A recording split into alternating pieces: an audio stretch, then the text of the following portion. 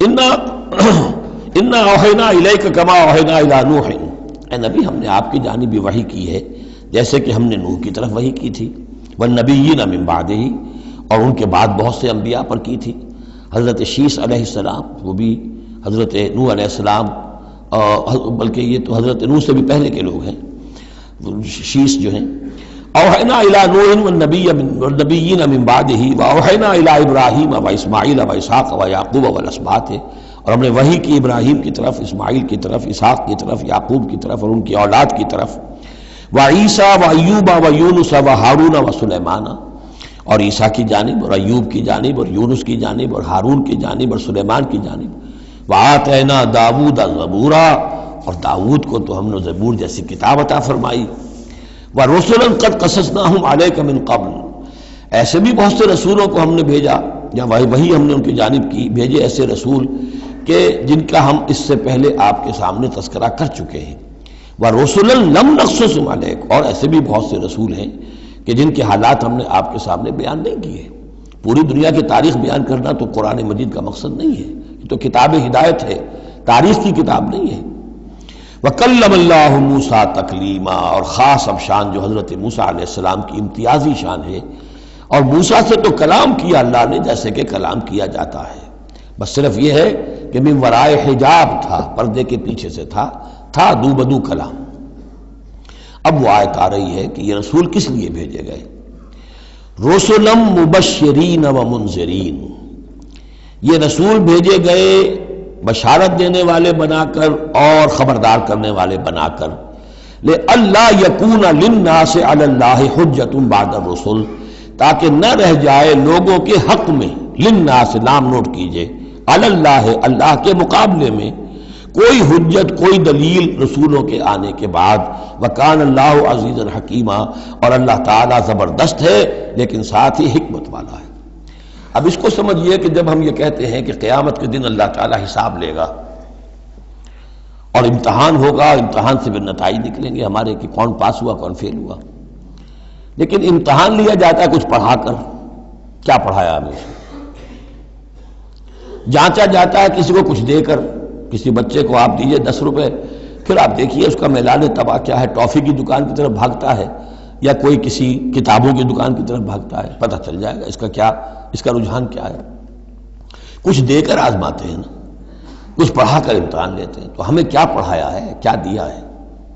اس میں ہے جو قرآن مجید کا بنیادی فلسفہ ہے کہ اللہ تعالیٰ نے انسان کو سمع، بصر، عقل، 3 بڑی چیزیں دی، پھر اللہ تعالیٰ نے انسان کے اندر روح ودیت کی اور نفس انسانی میں خیر اور شر کا علم ودیت کر دیا ہے۔ اب آئندہ کوئی وحی نہ آئے تب بھی ہر انسان جو ہے ان باتوں کی بنا پر اکاؤنٹیبل ہے۔ ہم نے تمہارے اندر تمیز رکھ دی تھی، یہ نیکی ہے یہ بدی ہے، تم بدی کی طرف کیوں گئے؟ تو گویا کہ کوئی نبی نہ آتا، کوئی کتاب نہ آتی، کوئی رسول نہ آتا، تب بھی اللہ تعالیٰ کی طرف سے محاسبہ ناحق نہیں تھا، اس لیے کہ وہ بنیادی چیزیں اللہ تعالیٰ دے چکا ہے۔ البتہ اتمام حجت کرتا ہے اللہ۔ اب یہ نوٹ کیجئے، حجت کیا ہے؟ حجت تو عقل ہے جو اللہ کو نے ہمیں دے رکھی ہے۔ ان السمع والبصر والفؤاد کل اولئک کان عنہ مسئولا، اس کی بنیاد پر مسئولیت ہے۔ اور یہ کہ نفس ونفس وما سواہا فالہمہا فجورہا وتقواہا، اس کے اندر نیکی اور بدی کی تمیز ودیت کر دی ہے، پھر تمہیں روح پھونکی ہے۔ ان سب چیزوں کی بنا پر تم اکاؤنٹیبل ہو، کوئی نبی آتا یا نہ آتا، یہ حجت اللہ کی تم پر قائم ہے۔ لیکن پھر بھی اللہ اتمام حجت کرنے کے لیے یہ اضافی شے ہے کہ اللہ نے تم ہی میں سے کچھ لوگوں کو چنا جو بڑے ہی اعلیٰ کردار کے لوگ تھے، تم جانتے تھے کہ یہ ہمارے ہاں کے بہترین لوگ ہیں، ان کے دامن کردار پر کوئی داغ دھبا نہیں ہے، ان کی سیرت و اخلاق تمہارے سامنے تھی کھلی کتاب کے مانند، ان کے پاس ہم نے اپنی وحی بھیجی، اور پھر تمہیں یہ کرو یہ نہ کرو یہ بھی بتا دیا۔ ایگزامینیشن میڈ ایزی بھی ہو گیا تمہارے لیے، اس امتحان کو ہم نے اتنا آسان کر دیا تاکہ اب کسی کے پاس کوئی عذر باقی نہ رہ جائے، کوئی جو ہے یہ پلیڈ نہ کر سکے کہ میں تو اگنورنس کے پلیڈ کرے کہ میں تو اگنورنٹ تھا، مجھے معلوم نہیں تھا۔ جب رسول آ گئے تو اب کوئی عذر باقی نہیں رہا۔ رسول سے پہلے پھر بھی کوئی شخص کہہ سکتا ہے پروردگار میں ایسے ماحول میں پیدا ہو گیا تھا، وہاں سب کے سب اسی رنگ میں رنگے ہوئے تھے، پروردگار میں اپنے 2 وقت کی روٹی کے دھندے میں ایسا لگا رہا کہ مجھے کبھی ہوش ہی نہیں آئی کہ میں سوچتا. لیکن جب رسول آ جاتے ہیں اور رسولوں کے آنے کے بعد حق مبرہن ہو جاتا ہے اور حق و باطل کے درمیان امتیاز بالکل واضح طور پر قائم ہو جاتا ہے، پھر کوئی عذر باقی نہیں رہتا، کوئی حجت پیش کرنے کے لیے لوگوں کے جانب سے اللہ کے سامنے اللہ کے محاسبے کے مقابلے میں باقی نہیں رہتی. تو یہ اتمام حجت ہے، اللہ کی طرف سے حجت کا اتمام. رسولم مبشرین، اور کر کیا سکتے ہیں رسول؟ نہ کسی کو زبردستی ہدایت پر لا سکتے ہیں، ظاہر بات ہے کسی کو گمراہ کرنا تو پیش نظر ہے ہی نہیں، لیکن کسی کو زبردستی ہدایت پہ نہیں لا سکتے. ہاں جن کے اپنے اندر کی یہ چیزیں جاگ جائیں گی، متوجہ ہو جائیں گے، اپنے باطن کی حقیقتوں کی طرف دیکھیں گے اور پھر یہ کہ نبی کی بات سنیں گے، اس سے فائدہ اٹھائیں گے، سیدھے راستے پر چلیں گے، ان کے لیے مبشر ہوں گے، بشارت. فراح و ریحان و جنت نعیم. اور جو لوگ یہ ہے کہ اس کے بعد بھی اپنی غلط ہی راستوں پر چلتے رہیں گے، تعصب میں، ہٹ دھرمی میں، ضد میں، مفادات میں، چودراہٹوں کی وجہ سے، ان کو خبردار کریں گے کہ اب تمہارے لیے بدترین انجام جو ہے جہنم تیار ہے. تو رسولوں کا بنیادی فنکشن یہی ہے، تبشیر اور انذار، مبشرین و منذرین. کس لیے؟ لے اللہ یکونا، تاکہ نہ رہ جائے، للناس، لوگوں کے پاس، لوگوں کے حق میں، اللہ، اللہ کے مقابلے میں، یعنی اللہ کی حجت، اللہ کے محاسبے کے مقابلے میں، حجت، کوئی حجت، کوئی عذر، کوئی بہانہ باقی نہ رہے بعد الرسل، رسولوں کے آنے کے بعد. وکان اللہ عزیز حکیمہ، اللہ عزیز ہے، بغیر رسولوں کے بھی محاسبہ کرے. اختیار اس کا مطلق ہے، حکیم ہے، اس نے یہ نظام بنایا ہے اپنے محاسبہ اخروی کے لیے. اب اس میں البتہ ایک بات اور نوٹ کر دیجئے، یہ بڑی تفصیل سے میں نے یہ چیزیں لکھی ہوئی ہیں اپنی ایک کتاب میں. نبی اکرم صلی اللہ علیہ وسلم کا مقصد بعثت، کہ ایک بنیادی مقصد ہے رسالت کا، وہ تو یہ ہے، اور ایک تکمیلی مقصد ہے رسالت کا جو محمد الرسول اللہ پر جا کر کامل ہوا ہے صلی اللہ علیہ وسلم. وہ ہے لِیُظْهِرَهُ عَلَى الدِّینِ كُلِّهِ. انہوں نے بھی کام شروع کیا یہیں سے. یا ایھا النبی انا ارسلناک شاہدا ومبشرا ونذیرا وداعیا الی اللہ باذنہ وسراجا منیرا. بنیادی حیثیت تو وہی آپ کی بھی وہی ہے، لیکن اس کے اوپر تکمیلی حیثیت کیا ہے؟ هو الذی ارسل رسولہ بالہدی ودین الحق لیظہرہ علی الدین کلہ. یہ آپ کی امتیازی شان ہے. لیکن اللہ یشہد بما انزل الیک انزلہ بعلمہ. اللہ تعالیٰ اس پر گواہ ہے کہ جو کچھ اس نے نازل کیا ہے نبی آپ کی طرف، وہ اس نے علم کیا ہے، اس نے نازل کیا اپنے علم سے. والملائکۃ، اور فرشتے اس پر گواہ ہیں، یشہدون. وکفیٰ باللہ شہیدا، اور ویسے تو اللہ تنہا بھی گواہ کے لیے، گواہ ہونے کے اعتبار سے کافی ہے. ان الذین کفروا وصدوا عن سبیل اللہ قد ضلوا ضلالا بعیدا. اب محمد کے آنے کے بعد صلی اللہ علیہ وسلم پھر بھی جو لوگ کفر پر اڑے رہے اور رکے رہے اور روکتے رہے اللہ کے راستے سے دوسروں کو، وہ تو پھر بہک گئے ہیں، بھٹک گئے ہیں، ضلالا بعیدا، اور یہ اپنے بھٹکنے میں اور بہکنے میں، گمراہی میں بہت دور نکل گئے. ان الذین کفروا وظلموا لم یکن اللہ لیغفر لهم. اب یہ لوگ جنہوں نے کفر کیا ہے، جو اڑ گئے ہیں کفر پر اور جو اس شرک پر اور ناحق جو راستہ ہے اس کے اوپر جم گئے ہیں، لم یکن اللہ لیغفر لهم. اب اللہ کا یہ طریقہ نہیں ہوگا کہ انہیں معاف کر دے، اللہ انہیں اب ہرگز بخشنے والا نہیں ہے. ولا لیہدیہم طریقہ، اور نہ یہ کہ انہیں کسی راستے کی ہدایت دے، الا طریقہ جہنم، سوائے ایک راستے کے، اور وہ جہنم کا راستہ ہے. اب تو وہی کھلی ہوئی ہے شاہراہ، اسی پر یہ بگٹر دوڑتے رہیں. خالدین فیہا، وہ اس میں ہمیشہ ہمیش رہیں گے، ابدا، ہمیشہ ہمیش. وکان ذلک علی اللہ یسیرا، اور یہ اللہ پر بہت آسان ہے.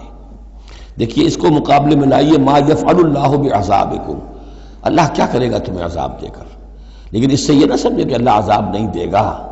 یقیناً اللہ سیڈسٹ نہیں ہے، یقیناً اللہ کو عذاب دے کر خوشی نہیں ہوگی، لیکن یہ کہ اس کا ایک ضابطہ ہے، اس کا ایک قانون ہے، اسی پر اس نے دنیا بنائی ہے، لہذا اس کے مطابق وہ عمل تو کرے گا.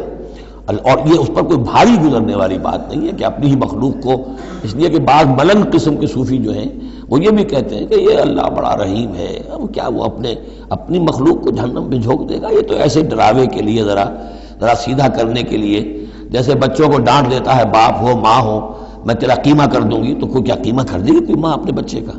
لیکن یہ تو اصل میں صرف ڈراوا ہے اور کچھ نہیں. لیکن یہ بات صحیح نہیں ہے. اسی لیے اللہ تعالیٰ کہتا ہے کہ کان ذالک علی اللہ یسیرا، اللہ کے لیے یہ بہت آسان ہے، بہت ہلکی بات ہے اس کے لیے. یا ایھا الناس، اب یوں سمجھیے کہ کنکلوڈنگ حصہ جو ہے سورہ مبارکہ کا، یا ایھا الناس قد جاءکم الرسول بالحق من ربکم فآمنوا خیرا لکم۔ اس عبارت میں جو زور ہے، میں نے کوشش کی ہے کہ میں اسے اپنی آواز کے ذریعے سے واضح کروں۔ اے لوگو، تمہارے پاس آ چکا ہے رسول حق کے ساتھ، یعنی اب تم یہ نہیں کہہ سکو گے کہ رسول نہیں آیا، ہمیں پتہ نہیں تھا۔ You won't be able to plead ignorance، یہ نہیں کہہ سکتے کہ ہمیں معلوم نہیں تھا، ہم پر بات کھولی نہیں گئی، ہم پر بات واضح نہیں ہوئی، یہ بہانہ ختم ہو گیا اب محمد کے آنے کے بعد۔ یا ایھا الناس قد جاءکم الرسول بالحق من ربکم فآمنوا خیرا لکم، ایمان لے آؤ، یہی تمہارے لیے بہتر ہے، بلکہ صحیح ترجمہ ہوگا اسی میں تمہاری خیریت ہے۔ وَإِن تَكْفُرُوا فَإِنَّ لِلَّهِ مَا فِي السَّمَاوَاتِ وَالْأَرْضِ، اور کفر پر اڑے رہو گے تو اللہ تعالیٰ کا کیا بگاڑ لو گے؟ آسمانوں اور زمین میں جو کچھ ہے وہ اللہ ہی کا ہے۔ وَكَانَ اللَّهُ عَلِيمًا حَكِيمًا، اللہ علیم ہے، حکیم ہے۔ یا اہل الکتاب لا تغلوا فی دینکم، اے کتاب والو اپنے دین میں غلو نہ کرو۔ وَلَا تَقُولُوا عَلَى اللَّهِ إِلَّا الْحَقَّ، اور اللہ کی طرف کوئی شے منسوب نہ کرو سوائے اس کے جو درست ہو اور حق ہو۔ جھوٹ بولنا ہے تو بازی بارش بابا ہم بازی، جھوٹ بولنا ہے خود بولو۔ خدا پر جھوٹ جڑنا، اللہ نے یہ کہا ہے، یہ تو گویا کہ یوں سمجھیے کہ بازی بارش بابا ہم بازی والی بات ہو گئی۔ لا تقولوا علی اللہ الا الحق انما المسیح عیسی ابن مریم رسول اللہ، دیکھو مسیح عیسیٰ ابن مریم اللہ کے رسول تھے، یہ حیثیت ان کی ہے، الوہیت میں کوئی حصہ نہیں ہے، وہ خدا کے بیٹے نہیں ہیں، رسول اللہ ہے۔ وَكَلِمَتُهُ أَلْقَاهَا إِلَىٰ مَرْيَمَ، اور اس کا ایک کلمہ ہے کہ جو اس نے ڈالا مریم پر، یعنی مریم کی رحم میں جو حمل ہوا ہے حضرت عیسیٰ کا، وہ اللہ کے کلمہ کن کی طرف سے پھیل ہوا ہے۔ ایک جو فزیکل جو بھی حصے ہیں کسی عمل کے، اب کسی بھی انسان کی ولادت میں ایک حصہ باپ کا ہے، ایک حصہ ماں کا ہے، لیکن حضرت مسیح علیہ السلام کی ولادت میں ماں والا حصہ تو پورا موجود ہے، حمل ہوا ہے، 9 مہینے آپ اپنے رحم میں رہیں حضرت مریم سلام علیہا کے، لیکن یہ کہ باپ والا حصہ نہیں ہے۔ تو اللہ تعالیٰ کے ہاں جہاں پر بھی کوئی اس طرح کا لنک جو ہے، جو میٹیریل لنکس ہیں جو، وہ اگر کہیں ٹوٹا ہے تو کن، اللہ کا ایک کن جو ہے، اللہ کا ایک امر، وہ وہاں پر کفایت کرتا ہے۔ اس معنی میں اللہ تعالیٰ کے کلمے ہیں، کلمتہ القاہا الی مریم، اور روح منہ، اور ایک خاص روح ہے اللہ کی طرف سے، یعنی روح تو ویسے سب کی اللہ کی طرف سے ہے، لیکن یہ کہ روحوں کے بڑے اونچے مراتب بھی ہیں۔ ایک روح محمدی ہے جس کو ہم عام طور پر ہمارے علماء نور محمدی کہتے ہیں۔ وہ نور محمدی کیا ہے؟ روح محمدی، اس لیے کہ روح جو ہے نورانی شے ہے۔ ملائکہ بھی نور سے پیدا ہوئے ہیں، اور انسانی جو ارواح ہے وہ بھی نور سے پیدا ہوئی ہیں، جنات نار سے پیدا ہوئے ہیں، حیوانات اور انسان کا بھی حیوانی جسم جو ہے یہ مٹی اور پانی سے پیدا ہوا ہے، سیدھی بات ہے۔ تو چونکہ ارواح جو نورانیاں ہیں تو وہ نور تو ہے، تو حضور کی نور، حضور کی روح اس کی اپنی شان ہے، حضرت عیسیٰ کی نور کا نور اور ان کی روح ان کی اپنی شان۔ روح منہ فآمنوا باللہ ورسولہ، پس ایمان لاؤ اللہ پر اور اس کے رسولوں پر۔ ولا تقولوا ثلاثہ، اور دیکھو تثلیث کا عقیدہ مت گھڑو، یہ نہ کہو کہ تین، ایک میں تین، تین میں ایک، الوہیت تین میں ہو گئی، تین اقنوم ہے۔ انتہوا خیرا لکم، باز آ جاؤ، اسی میں تمہاری خیریت ہے۔